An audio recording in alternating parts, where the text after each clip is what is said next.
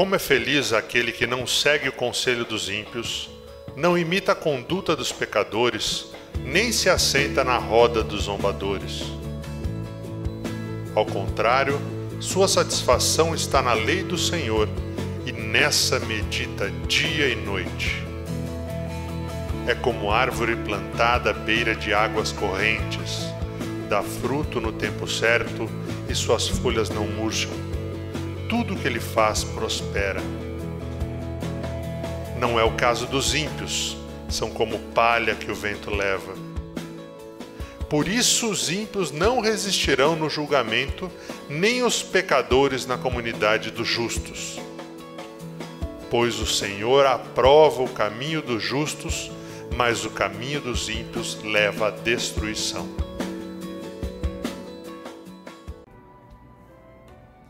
Olá, meu irmão, meu amigo, como é bom nesse momento poder participar com você de mais um culto, de mais um encontro. É um momento onde nós separamos, agora domingo às 18h30, para louvarmos e engrandecermos o nome do nosso Senhor Jesus Cristo. Confesso para vocês que gravando esse vídeo me vem à mente o início dos nossos cultos ali presenciais, onde nós estamos ali em cima olhando cada um, né? E então eu consigo nesse momento visualizar o rostinho de cada um, o sorriso. Isso é muito bom, isso é muito bom. Então estou feliz em participar agora, de interagir com vocês e também fazer um convite, né? Obviamente, né? Nós estamos há mais de 110 dias, né? Mais de 110, participando dessa forma, de uma forma online. Sabemos que isso vai passar, nós cremos nisso, né? Mas acima de tudo, nós sabemos que o Senhor está no controle.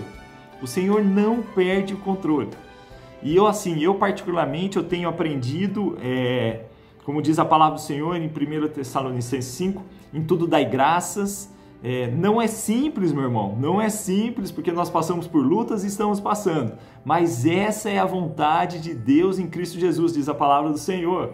Então, convido a você a permanecer firme, né? Permanecer conosco aqui, interagindo, participando, tá? Essa igreja, a Igreja Batista Livre, tem colocado muito conteúdo, né, no ar, tem gravado muito, os nossos pastores têm participado muito, os líderes têm se dedicado muito para que nós possamos cada vez mais continuar nos alimentando da palavra do Senhor, que cada vez mais possamos estar juntos, sentindo a presença um do outro, mesmo distante. E eu digo para você, meu irmão, eu sinto. Então eu convido a você, não deixe de participar, participe conosco, assista os vídeos, né?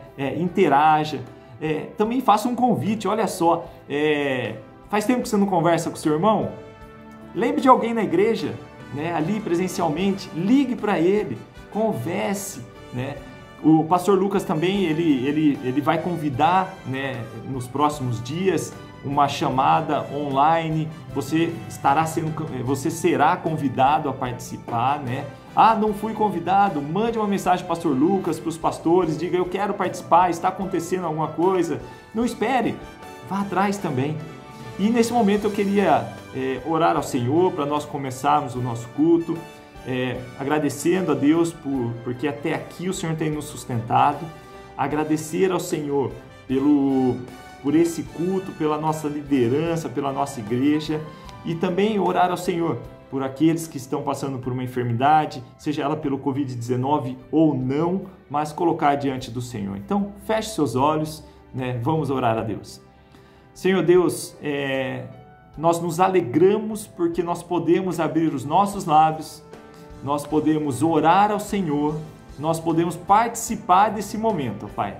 Não estamos presencialmente ali na Igreja Batista Livre, mas nós estamos, ó Pai, presencialmente presente diante do Senhor. Então nós, neste momento, em nome de Jesus, nós oramos ao Senhor, gratos, ó Deus, por tudo que tem feito por nós. E também de uma forma especial, ó Pai, colocar diante do Senhor a vida daqueles que têm passado neste momento por uma enfermidade, seja ela pelo Covid-19 ou não, que o Senhor alcance cada um deles, que o Senhor se faça presente. Sabemos que o Senhor não perde o controle das situações, mas também entendemos que cada um vai passar por uma situação. Sabemos que cada um tem, ó Pai, escrito, né, o que deve passar aqui na terra. E o que cabe-nos, ó Deus, é confiar no Senhor. Então, nós colocamos diante do Senhor essas vidas e pedimos agora que esteja conosco, que dirija cada falar agora desse conteúdo que nós vamos colocar no ar, que o Senhor esteja com cada um ali na sua casa, onde estiver. Obrigado, em nome de Jesus. Amém. Deus abençoe, meu irmão, continue conosco e vamos aprender da palavra do Senhor e engrandecer o nome de Jesus. Amém.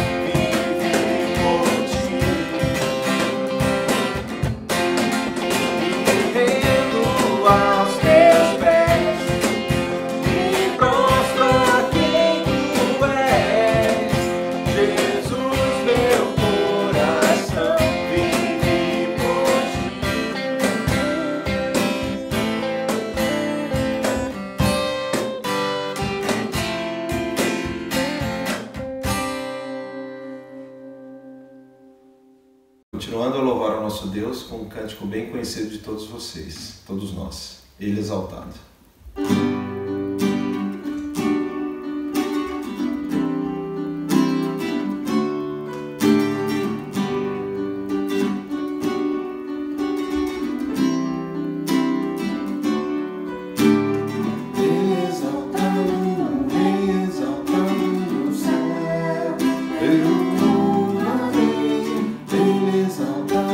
Sempre exaltado o seu nome.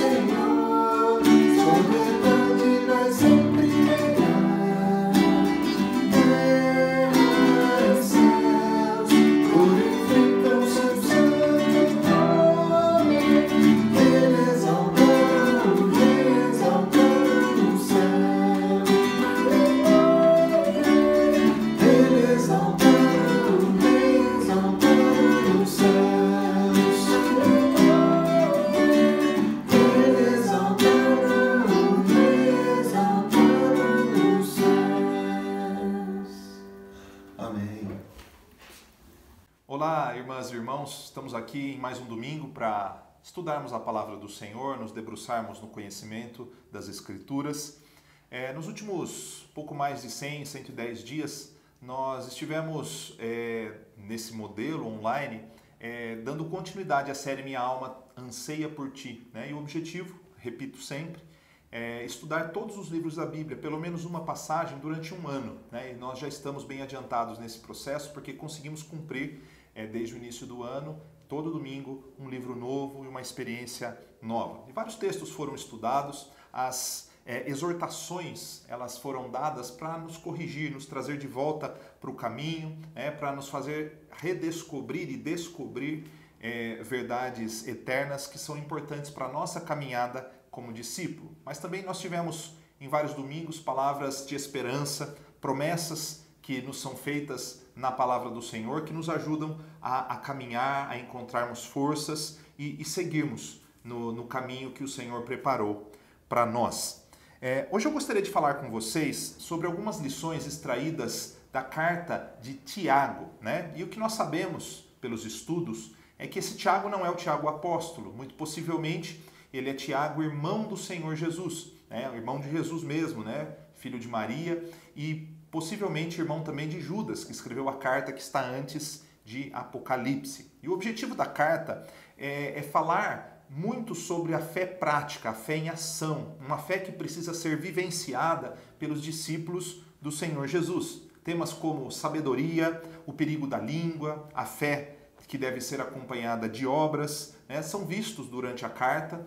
E no capítulo 5, o final do capítulo, nós temos algumas outras orientações, nós vemos orientação também no final desses capítulos, falando sobre o perigo das riquezas, falando sobre a necessidade de resistirmos aos ataques de Satanás. E no capítulo 5, a partir do verso 7, nós vamos começar a estudar do 7 ao 12, algumas orientações meio gerais, mas basicamente falando sobre um tema muito importante para a minha vida, para a sua vida, como discípulos e também como seres humanos que vivem na sociedade. Eu não sei se você gosta de ler, eu tenho o hábito de leitura, leio livros, leio entrevistas, ouço palestras, então eu tenho como hábito aprender. Todo dia eu quero aprender alguma coisa nova e nem sempre eu estou lendo coisas a respeito de teologia. Eu leio coisas de política, eu leio coisas de empreendedorismo, eu leio coisas de esporte. E, basicamente, se eu fizer uma análise daquilo que eu tenho visto em todos os campos do conhecimento, inclusive dentro das questões relacionadas à nossa fé, tem algo que é comum a todas as áreas. É quase que unanimidade em todos os cases de sucesso, se a gente assim pode dizer. O tema do senso de propósito, ele parece que ele está em todos os momentos, em todas as áreas, de alguma forma. Então, vamos dizer o seguinte, nem todas as pessoas que têm um senso de propósito atingem aquilo que planejaram, mas aqueles que conseguem chegar mais longe nos seus objetivos, invariavelmente, eles tinham algum senso de propósito muito bem definido. O senso de propósito por si só não é garantia de sucesso. E quando eu falo sucesso, eu falo alcançar alguma coisa que se planeja e que não necessariamente comparado às outras pessoas, mas um senso de propósito para a sua vida em especial. Então, basicamente, o senso de propósito não é a única exigência para que se alcance alguma coisa. Até porque nós dependemos de oportunidades, de contexto histórico, de criação e, acima de tudo, da direção e da autorização e dos planos de Deus. Ele está no controle de todas as coisas. Agora, nós não estamos analisando se essas pessoas que alcançaram isso ou aquilo tinham um bom senso de propósito, se eles almejavam coisas boas ou ruins. O que nós queremos deixar bem claro é que eles tinham um alvo, e é sob essa ótica que nós vamos estudar a carta de Tiago, nesses poucos versículos citados anteriormente. O propósito, o senso de propósito tem a ver com o alvo, o lugar onde nós queremos chegar. E basicamente, irmãos, essas pessoas são conduzidas por um alvo, assim como Tiago vai nos desafiar aqui a entender quais são então os nossos propósitos, qual é o nosso alvo, onde nós queremos chegar, né? Por que isso é importante? Se eu não me importo, né? E se eu não penso no meu alvo, no meu propósito de vida, de uma forma ou de outra eu vou ser conduzido, né? Como se eu tivesse à deriva no mar, né? Eu vou ser conduzido pelos propósitos e pelos alvos de outras pessoas, mesmo que isso não fique muito claro, porque eu deixo a vida me levar, eu deixo a vida me conduzir, e quando eu me dou conta eu percebo que muito daquilo que eu fiz e muito daquilo que eu planejei ou que eu imaginei, eu não alcancei. Por quê? Porque eu não levei a sério. Isso é ter senso de propósito, é saber onde eu quero chegar e fazer de tudo, em todos os momentos, para atingir esse propósito, independentemente das conquistas, independentemente das derrotas. Nós, então, lembramos sempre quem nós somos, para onde nós vamos e como nós vamos fazer para chegar lá. Ok? Então, se você tem a sua Bíblia, deixa aberto em Tiago, capítulo de número 5. Nós vamos ler do verso 7 ao 12. No entanto, vamos ler pouco a pouco, tá? Então, primeiramente, vamos falar do verso de número 7. Diz assim a carta: Por isso, irmãos, sejam pacientes enquanto esperam a volta do Senhor. Vejam como os lavradores esperam pacientemente as chuvas do outono e da primavera. Com grande expectativa, aguardam o amadurecimento de sua preciosa colheita. O primeiro ponto para nós hoje é entendermos que é necessário definirmos um alvo. Eu tenho batido muito nessa tecla recentemente de relembrarmos quem nós somos e para onde nós estamos indo. Caso tenhamos essas questões muito claras em nossa mente, nós seremos muito abençoados, porque nós sabemos o que fazemos e por que fazemos, né? Nós entenderemos que a nossa esperança não repousa necessariamente em pequenos prazeres ou pequenas conquistas, e nós entendemos a partir de uma perspectiva maior a nossa vida. Pense, por exemplo, em Abraão.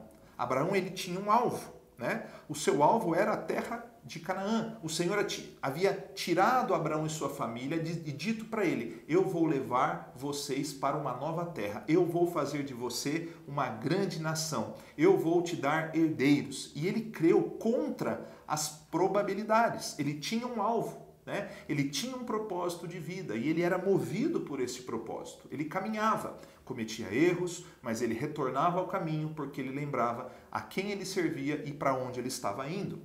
No texto aqui que nós lemos, não fica muito claro, né, para algumas pessoas qual é de fato o alvo que nós como discípulos devemos ter. Mas Tiago, ele nos diz o seguinte, que o nosso alvo, o nosso foco, o ingrediente que nos conduz é pensarmos na volta do Senhor.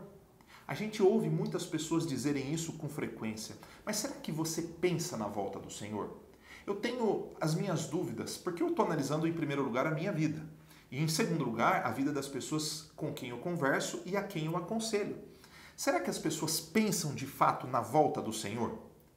Quando a gente fala na volta do Senhor, nós estamos falando de algo que é sinônimo de juízo, mas também de esperança. Juízo para aqueles que rejeitaram o Senhor e esperança para os discípulos de Jesus, né? Ao levantarmos pela manhã, ao enfrentarmos os desafios, ao alcançarmos os nossos pequenos objetivos, nós não podemos perder de vista qual é o nosso alvo. E o nosso alvo é a volta de Cristo e tudo aquilo que ela representa.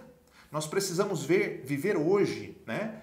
Na perspectiva de um dia em que as nossas dores cessarão, a nossa esperança será concretizada, nós seremos abençoados plenamente, aquilo que estava em parte uma bagunça vai ser totalmente restaurado. Se o seu interior é uma bagunça, se a sua vida não tem propósito, se você não alcança e não vê esperança neste mundo, saiba que a volta do Senhor é a concretização da esperança para aqueles que nele esperam. Então, nós precisamos definir esse alvo para nós como sendo o nosso verdadeiro alvo, né? E aí, ainda no versículo de número 7, ele nos convida a um ajuste ao tempo de Deus. Veja, o que ele cita aqui, ele cita o exemplo dos lavradores que esperam pacientemente as chuvas do outono e da primavera e com grande expectativa aguardam o amadurecimento de sua preciosa colheita. Quando a gente vê esse texto, nós estamos naturalmente enxergando nas entrelinhas o conceito da paciência e da perseverança, né? Ambas estão conectadas e são quase que palavras sinônimas, né? E elas são demonstrações da confiança que nós temos no tempo de Deus. Sim, nós, como os lavradores, devemos ter uma expectativa grande em relação à volta do Senhor, porque essa expectativa, ela não nos frustra. Diferente da nossa jornada, que nós criamos expectativas nas pessoas, nas conquistas, nisso ou naquilo, e somos frustrados. E a gente costuma dizer, num ditado popular, que as nossas frustrações são do tamanho das nossas expectativas. Mas no Senhor, nós temos a garantia de que nós não seremos frustrados. Por isso que nós podemos aguardar com grande expectativa a volta do Senhor, né? Podemos vencer a ansiedade. Sim, esse grande mal do final do século XX, começo do século XXI, vencer aquela angústia profunda a partir do momento que nós redirecionamos a nossa esperança e expectativa para a volta do Senhor. É algo fácil? Não é fácil. Mas é um desafio a se encarar e uma lição, irmãos, que nós devemos aprender.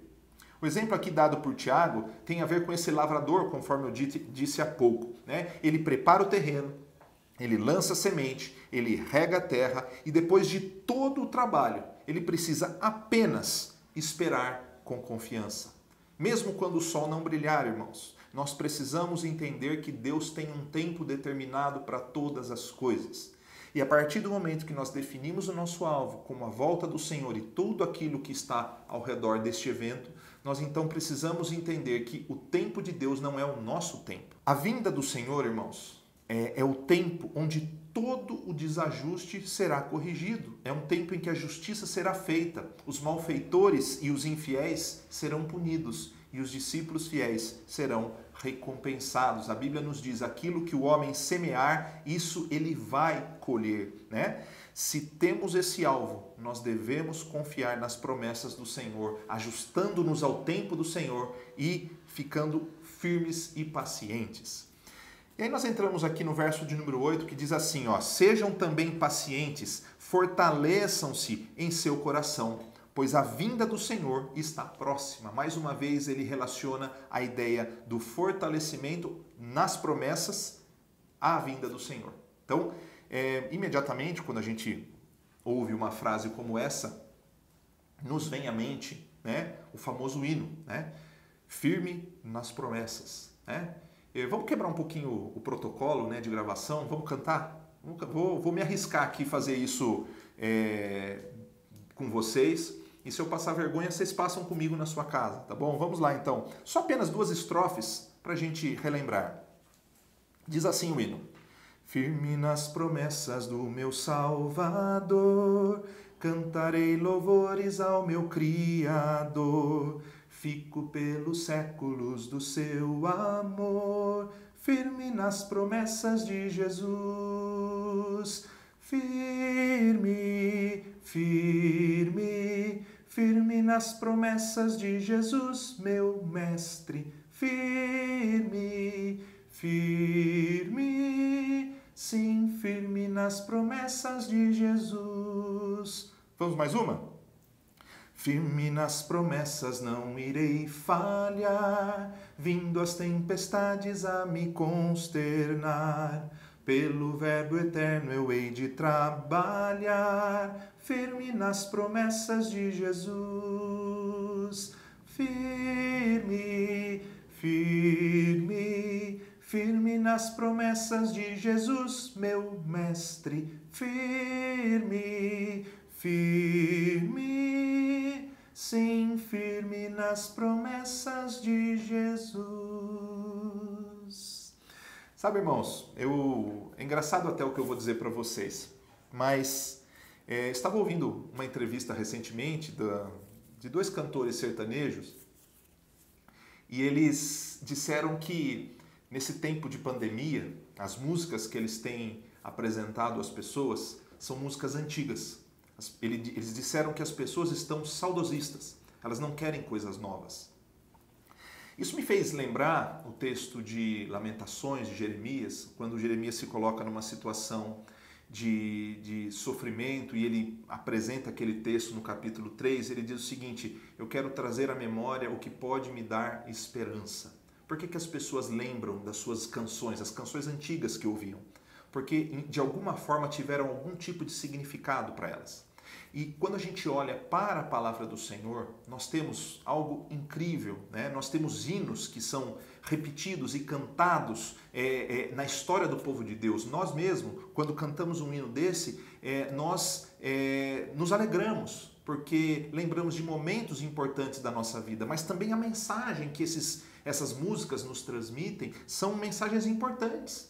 Elas nos fazem lembrar que em toda a história do povo de Deus, as pessoas sofreram e passaram por dificuldades e necessitaram lembrar daquilo que poderia lhes dar esperança.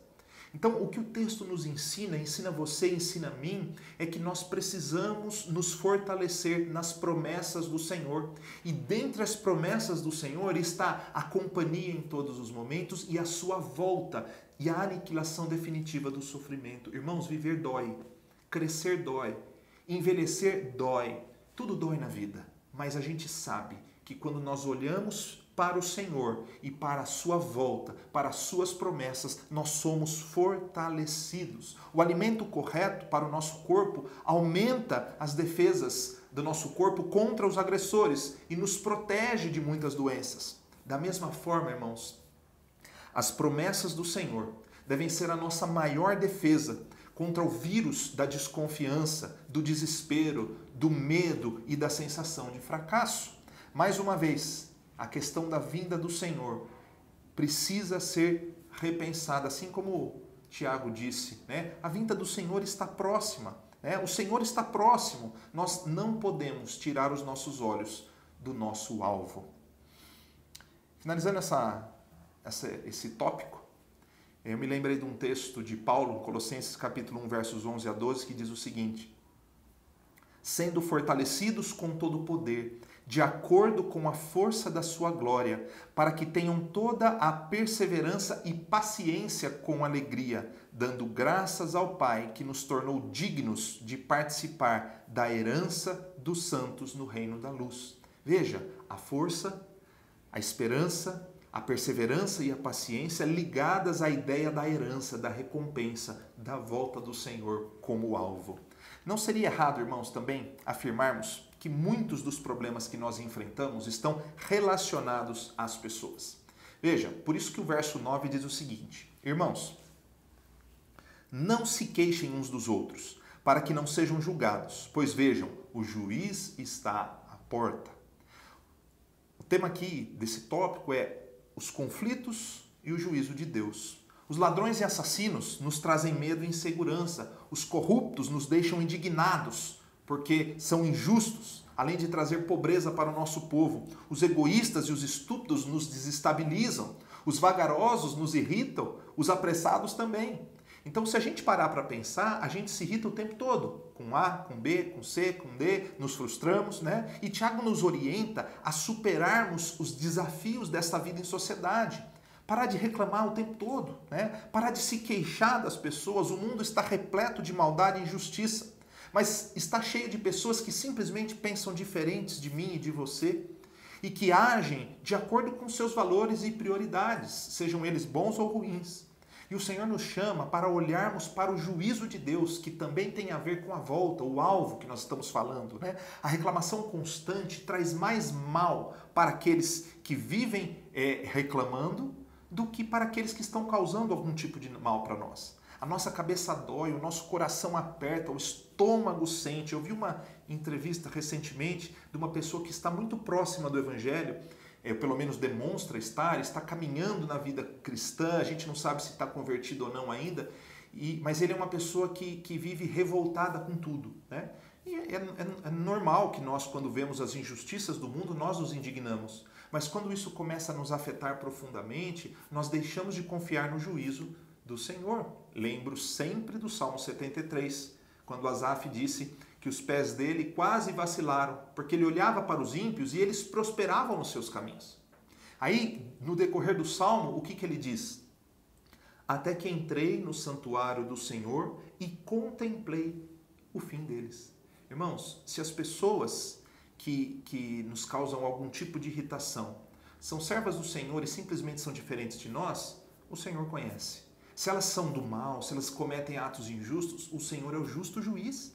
Mais uma vez, é preciso olhar para o nosso alvo, lembrar a razão de estarmos aqui. É fato que vamos nos irritar e nos indignar, temer e nos revoltar, mas nós precisamos voltar os nossos olhos para o alto e para frente. Nada a ver com super-homem aqui. Deixando a raiva de lado, confiando no juízo de Deus. Ele é o justo juiz. Penúltimo ponto, versos 10 e 11, diz assim: Irmãos, tomem como exemplo de paciência no sofrimento os profetas que falaram em nome do Senhor.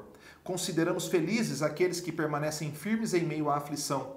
Vocês ouviram falar de Jó, um homem de muita perseverança. Sabem como, no final, o Senhor foi bondoso com ele, pois o Senhor é cheio de compaixão e misericórdia. Tiago nos chama para olharmos os bons exemplos. Semana passada tivemos um excelente estudo com o pastor Kenneth falando sobre o texto de Jó. Grandes lições que nós aprendemos. Se nós olharmos para as Escrituras, a carta aos Hebreus fala de uma galeria de heróis da fé, de homens e mulheres que foram perseverantes em sua vida com Deus, mesmo diante dos desafios terríveis. E Tiago segue nessa linha de Hebreus aqui, quando ele fala da realidade do sofrimento, da necessidade de perseverança em meio às aflições. Ele usa o exemplo dos profetas e destaca uma questão fundamental na vida de Jó. Ele diz que o Senhor é cheio de misericórdia e no final foi bondoso para com Jó.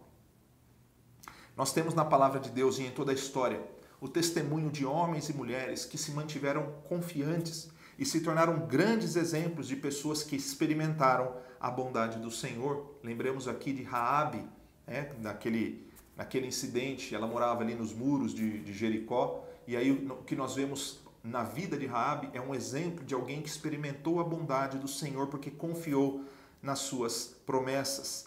Afinal, o Senhor é bom o tempo todo. Eu confesso que, assim como você, eu me decepciono com as circunstâncias, com as pessoas, e isso é normal. E eu sei que é normal também as pessoas se decepcionarem comigo. Mas a minha fé e a sua fé não devem se basear nas pessoas, mas naquele que é poderoso para fazer muito mais do que nós podemos imaginar através das pessoas que são falhas. É nas histórias das pessoas imperfeitas que Deus escreve o seu plano perfeito e manifesta a sua bondade. Por isso nós não devemos nos apoiar e nem esperar na bondade humana, mas na bondade do Senhor na vida das pessoas. A murmuração, como nós vimos agora há pouco, não nos levará a nada. Nós devemos ser gratos a Deus pelas pessoas, pelas amizades, pela nossa família e investir o nosso tempo nas pessoas que realmente se importam conosco. Não desprezamos as demais, mas agradecer a Deus por essas que se importam conosco. Mas perfeição, irmãos, e bondade vem somente do Senhor. Olhemos para o exemplo de Jó, olhemos para o exemplo de Raabe, olhemos para o exemplo de outras pessoas ainda hoje que confiaram na bondade do Senhor e vamos confiar também. Por fim, versículo de número 12. Acima de tudo, meus irmãos, não jurem pelo céu, nem pela terra, nem por qualquer outra coisa, que seu sim seja de fato sim e seu não, não, para que não pequem e sejam condenados.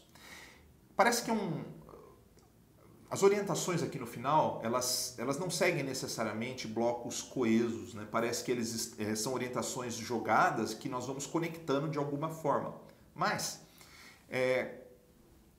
esse versículo 12, ele tem a ver com confiança e com juramentos. Muitos de nós crescemos com a ideia de que nós não deveríamos jurar. Levanta a mão aí se alguém já ouviu isso. Não jura, menino. Você não pode jurar, né? Eu, por exemplo, ouvia que jurar era pecado, mas prometer eu podia, né? Falar o nome de Deus, então, era motivo para condenação eterna, né? Não jure pelo nome do Senhor, né? A Bíblia diz, a Bíblia ensina e tal, né? Dava até calafrios se eu ouvia alguém falando isso, né? Mas a questão, irmãos, não era necessariamente, né, falar o nome de Deus, né? Não tomar o nome do Senhor, teu Deus, em vão, não significa não expressar a palavra Deus, mas é não usar o nome do Senhor para coisas erradas, né? Em relação às promessas, por exemplo, né? Não é necessariamente errado jurar ou prometer, a ideia não é a gente analisar o significado de cada uma das palavras aqui. A ideia é que muitas vezes a nossa palavra, conforme o Tiago está dizendo, ela precisa de reforços, né? Eu juro por Deus, eu juro por tal pessoa morta atrás da porta, né? Então as pessoas elas buscam falar com intensidade. Eu falo por mim, eu falo com muita intensidade, porque às vezes eu quero convencer as pessoas, né? Mas às vezes as pessoas usam promessas e juramentos por dois motivos, ou para reforçar o argumento, ou para alcançar algum benefício. E o que Tiago está nos dizendo é que na nossa jornada como discípulos, que temos um alvo, a nossa palavra tem que ser a verdade. Sim ou não? Reforçar um compromisso para que as pessoas deem crédito à nossa palavra, talvez não seja o melhor caminho, porque vira como um vício que nós vamos tendo que aumentar a nossa argumentação. E aí a gente entra num estresse danado, né? E outra coisa, buscar alguma coisa ao prometer, ou jurar, ou por isso, ou por aquilo, ou fazer um voto para o Senhor, parece que também é falta de confiança no Senhor. Nós precisamos confiar que nós temos um alvo, que o Senhor vai fazer o melhor para nós, nós temos que colocar diante dele as nossas súplicas e não procurar manipular a história com promessas vazias, com mentiras e com palavras que não se sustentam. Confiar em Deus é um princípio fundamental e sermos confiáveis é algo que nós não podemos abrir mão. A nossa palavra deve ter um valor maior do que qualquer quantia. Lembre-se, alguns aqui nem ouviram falar de fazer acordos no fio do bigode, né? A ideia de que a nossa palavra deve ser crível, né? O compromisso que nós fazemos, a palavra que damos, deve ser fruto da nossa confiança em Deus e da atitude de sermos confiáveis para as pessoas. Nós aprendemos a confiar na bondade do Senhor e, da mesma forma, devemos nos tornar pessoas confiáveis. Revisando e aplicando. Nós vivemos um tempo, irmãos, em que a mentira, a agressividade, a desconfiança, a falta de credibilidade são mais comuns do que nós podemos imaginar. Diante disso, nós não podemos confundir a nossa relação com os homens da nossa relação com Deus, né? A nossa relação com Deus deve influenciar a nossa relação com as pessoas. Então, o primeiro passo que nós temos é sermos movidos por um alvo, né? O alvo que nós temos é a volta do Senhor e todas as implicações deste evento. O Senhor ele vem para cumprir aquilo que prometeu e ele nos conduz a uma nova realidade. Está conduzindo e há de nos conduzir definitivamente à Nova Jerusalém, tirando de nós toda a dor, secando dos nossos olhos toda a lágrima.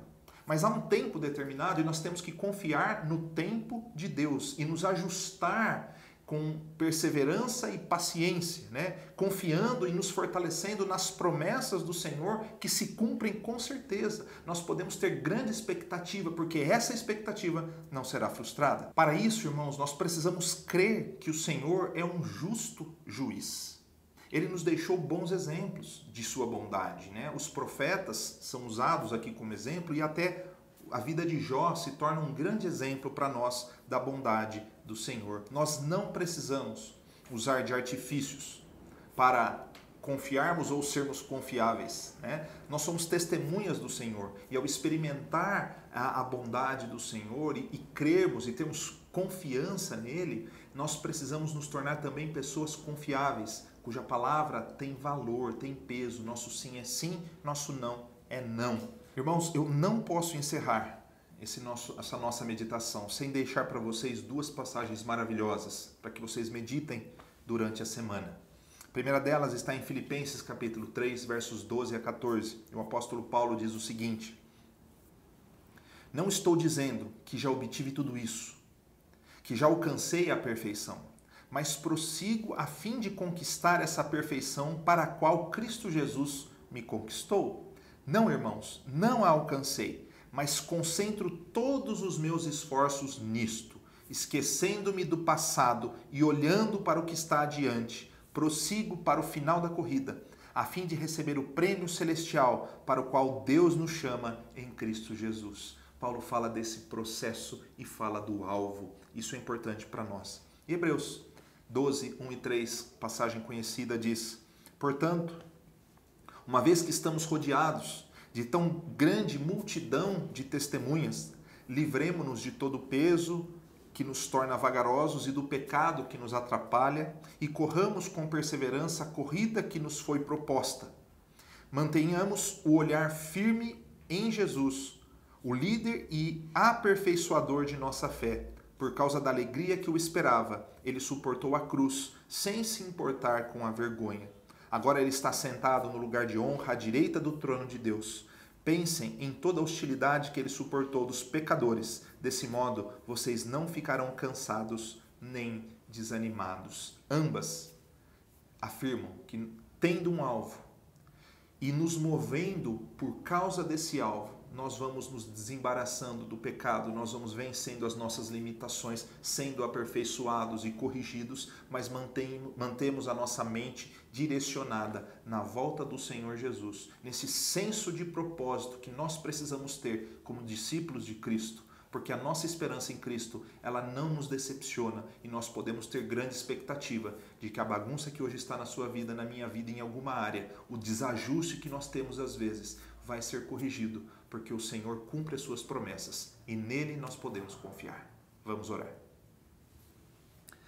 Senhor, nós te louvamos e agradecemos, porque de um modo especial a tua palavra nos desafia a mudarmos a perspectiva da nossa mente, Pai, e reajustarmos o nosso coração para o alvo realmente verdadeiro, que é a volta de Cristo e tudo aquilo que ela representa. Que nós levantemos a cada manhã nos lembrando que a dor um dia vai passar, que as conquistas são passageiras, mas que a volta do Senhor é certa e trará uma eternidade de glória, de alegria, em que as nossas lágrimas não mais rolarão dos nossos olhos, mas nós desfrutaremos de um prazer ilimitado em sua presença. Pai, esteja na casa daqueles que estão aflitos, angustiados, e daqueles que estão encantados com este mundo, para que voltem os seus olhos para aquilo que de fato tem valor. Nós oramos agradecidos, em nome de Jesus. Que Deus abençoe. Eu não posso ter nas mãos o meu destino e mudar o que eu não quero que aconteça. Cada noite esperar que um novo tempo recomece assim que o dia amanheça. Sou humano, tenho sonho, faço planos como qualquer outro homem, quero ser feliz. Mas os sonhos que eu tiver, sei que posso realizar, porque creio em Deus, Ele sempre cumpre o que diz.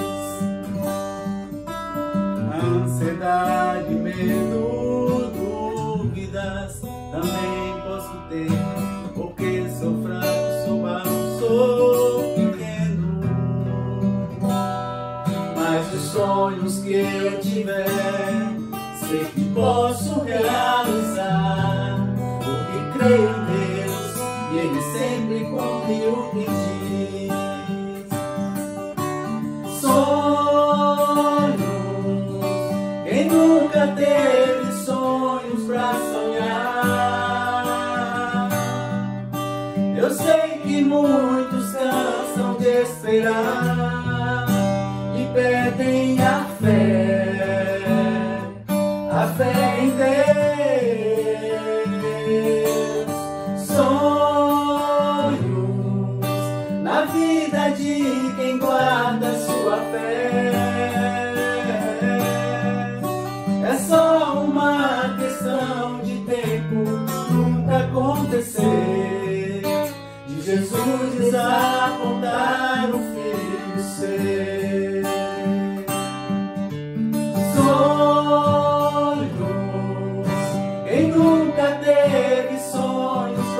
sonhar. Às vezes muitos cansam de esperar e perdem a fé em Deus. Sonhos na vida de quem guarda sua fé. É só uma questão de tempo, nunca aconteceu de Jesus desapontar o filho seu, de Jesus abandonar o filho seu. Jesus nunca abandonou o filho seu.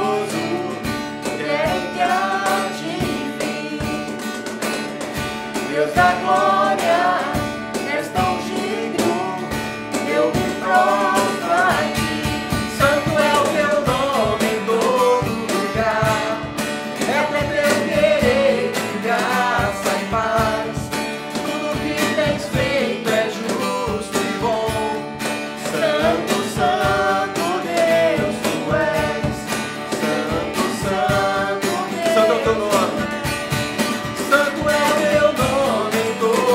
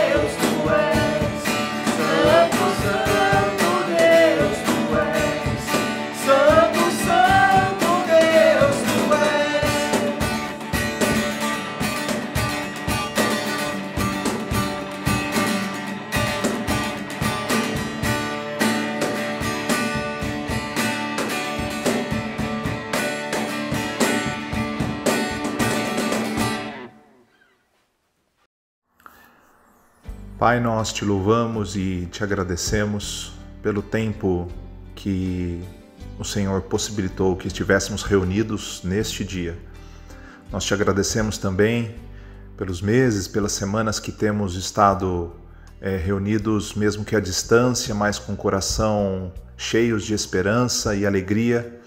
Muitas vezes, sim, angustiados, ansiosos pelo retorno das nossas atividades, mas pedimos, ó Pai, que esteja abrindo os nossos corações. Dê-nos cada dia mais um alvo claro e que esse alvo esteja relacionado a Cristo Jesus, a volta dele e todas as implicações deste retorno. Pai, ajuda-nos a caminharmos neste mundo que jaz no maligno com a consciência da eternidade, com o senso de responsabilidade e um propósito claro para vivermos, ó Pai, testemunhando do Teu Evangelho, refletindo a Sua luz. Traga paz e calma àqueles que estão sofrendo, traga, Senhor, alegria àqueles que estão sem esperança e renova dentro de nós, Senhor, a disposição para Te seguirmos e Te servirmos com tudo que temos e com tudo que somos. Nós nos despedimos hoje, certos de que servimos a um Deus grandioso e poderoso para fazer infinitamente mais do que tudo quanto nós pedimos ou pensamos. Em nome de Jesus. Amém.